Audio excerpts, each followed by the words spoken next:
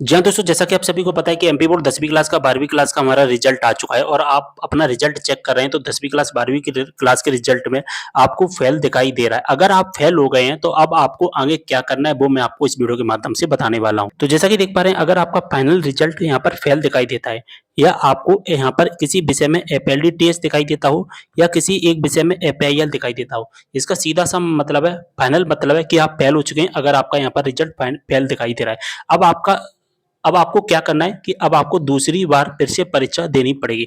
अब आपको दूसरी बार फिर से परीक्षा देनी पड़ेगी, तभी आप पास हो पाओगे, ठीक है?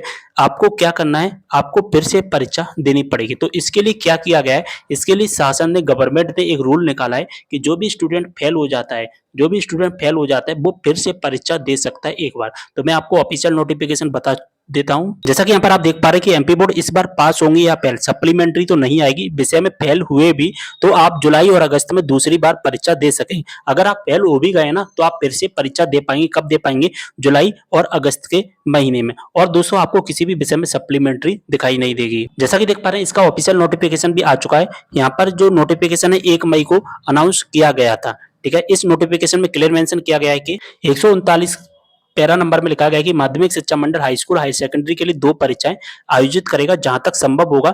मुख्य परीक्षा, जो पहली परीक्षा तो फरवरी मार्च के महीने में होगी जो आप दे चुके हैं, और जो दूसरी परीक्षा होगी वो जुलाई या अगस्त के महीने में करवाई जाएगी।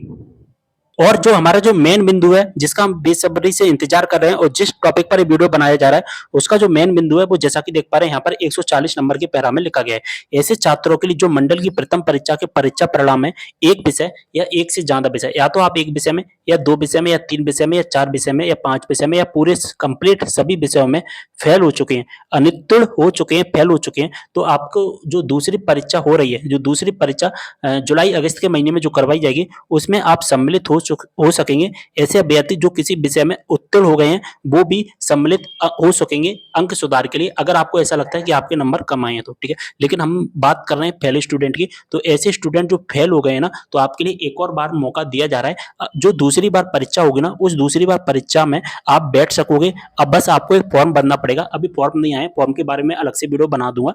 तो आपको एक फॉर्म भरना है, फॉर्म भरकर आप जो कि दूसरी परीक्षा में सम्मिलित हो सकेंगे। तो ये दूसरी परीक्षा कब करवाई जाएगी, यहाँ पर आप देख पा रहे हैं कि दूसरी परीक्षा जुलाई अगस्त के महीने में करवाई जाएगी। तो उम्मीद कर रहा हूँ सारी इन्फॉर्मेशन समझ में आ गई है। आपका रिजल्ट क्या रहा है आप मुझे कमेंट करके जरूर बताना। मिलता अगली वीडियो में एक और जानकारी के साथ, तब तक के लिए बाय।